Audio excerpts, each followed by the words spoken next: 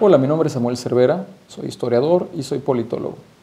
Y vamos a platicar de la transición a la democracia, o quizás de la aparente transición a la democracia.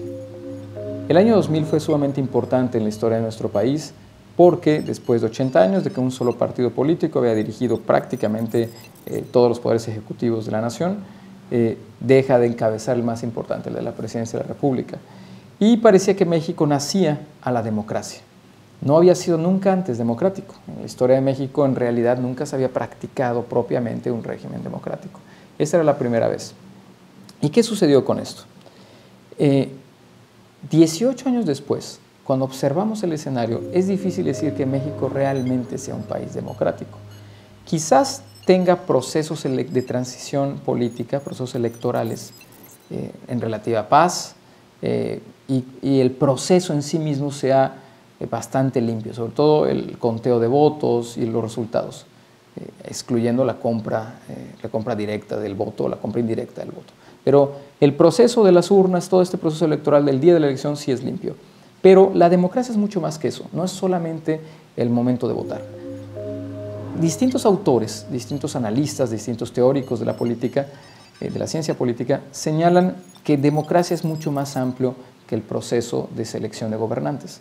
Y hay varios elementos que señalan. Por una parte, un régimen democrático debe tener un Estado de Derecho. Y con el nivel de muertos en México es difícil decir que exista totalmente un Estado de Derecho.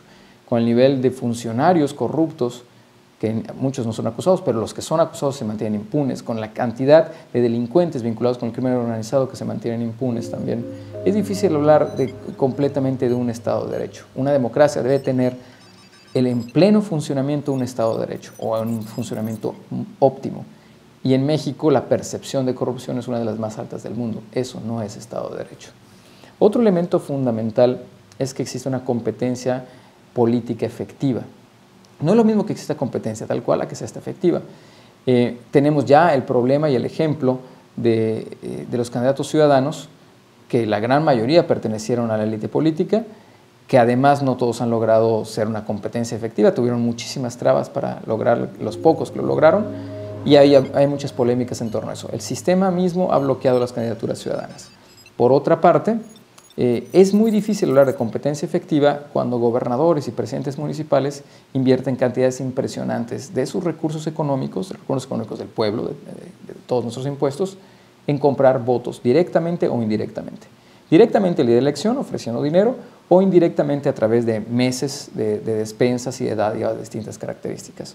Si en México no existe una competencia efectiva, tampoco puede ser considerado totalmente una democracia. Y ese es el caso. Otro elemento más polémico aún, que exista participación ciudadana efectiva.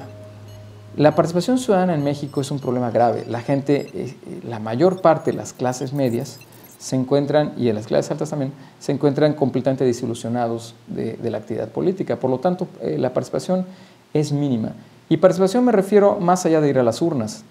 De nuevo, es mucho más que eso. Me refiero a solicitar resultados, a pedirle a la autoridad que haga cosas, a vigilar a la autoridad, a pedir rendición de cuentas, referéndum, plebiscitos.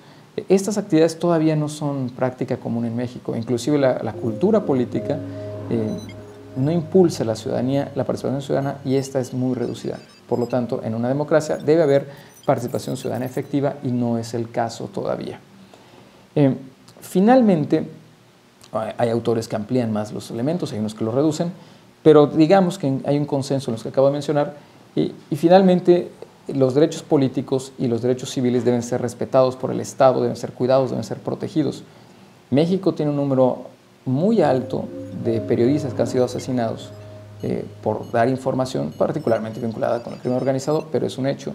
También existe una gran cantidad de denuncias de derechos humanos que han sido violados por distintas autoridades en su momento. Pero más aún, el problema de inseguridad pública, el problema enorme de inseguridad, tiene que ver con que los sistemas de seguridad son sumamente deficientes y el derecho básico a vivir en un entorno seguro no se cumple en México.